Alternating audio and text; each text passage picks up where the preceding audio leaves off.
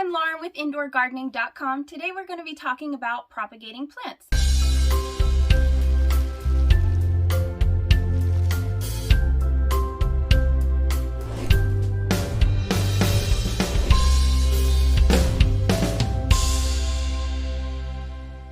We mentioned in our last video a whole bunch of different things that you can do in springtime, and one of those ones was actually propagating your plants, where you go and you take your plants and you make more plants with the plants that you already have.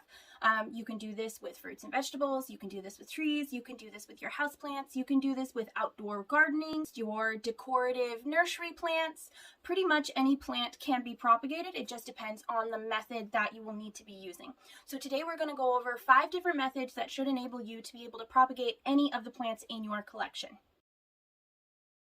The first, easiest, and most effective method for propagating your plants is going to be via leaf cutting or stem cutting. You can just snip a little bit of your plant and go ahead and propagate it. Certain plants will need nodes like this one right here. Other plants just need a stem or just need a leaf, and you can prop them into whatever propagating media you have on hand or that you choose. The next method that we're going to be using is division. You can actually just divide your plants. I know, it sounds so simple. Lots of people get really stressed out about this just because it's scary taking a plant apart, but it's really fine. A lot of plants love it. It gives them more space and ability to grow. Also, it can save a mother plant if it has too many plantlets leaching off of it. So it's really not a scary thing to do. It is slightly intimidating though, but I promise it's fairly simple and fairly easy. Just go to the base of your plant that you have unearthed. You can see where there is a rhizome of some sort, and you can see where the mother plant and the plantlet actually meet up. You want to cut and sever that connection. You use a sharp serrated knife. Go ahead and cut it off, similar to like an umbilical cord.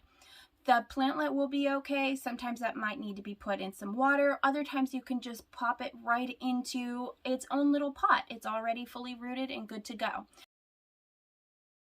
You can propagate plants just by using a corm or a rhizome. Alocasia have corms, and then other plants, like a ravenzizi or like a calathea, will have rhizomes. They will be these thick tubers, and you can go ahead and chop them up and divide them from all of the other roots around them. You can plop them in your media of choice, and they will grow whole new plants. Our fourth method of propagating your plants is going to be air layering.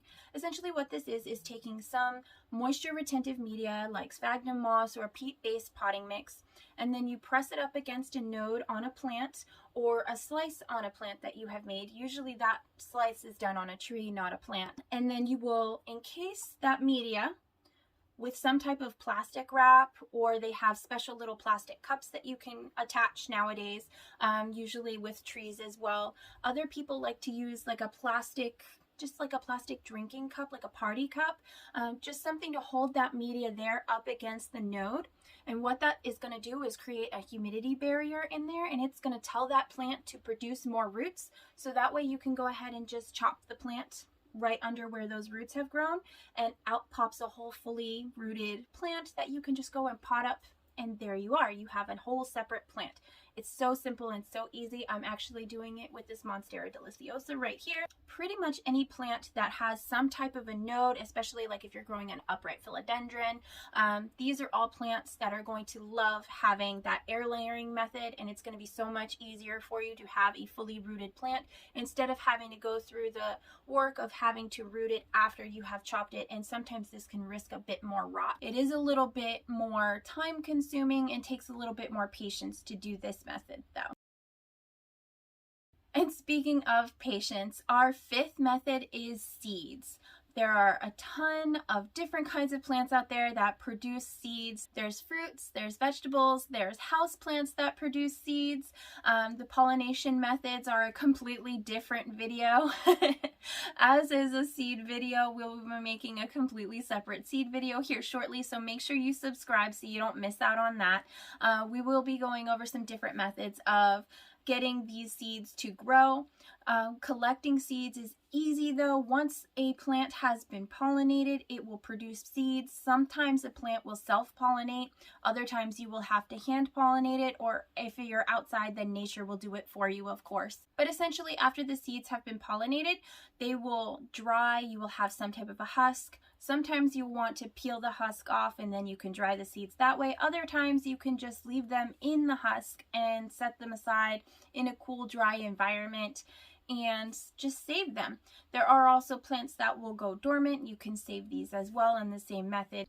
Make sure you check out indoorgardening.com while you wait for our next video. There's lots of information there for you. We're always happy to help. Thank you for watching, and we'll see you in the next one.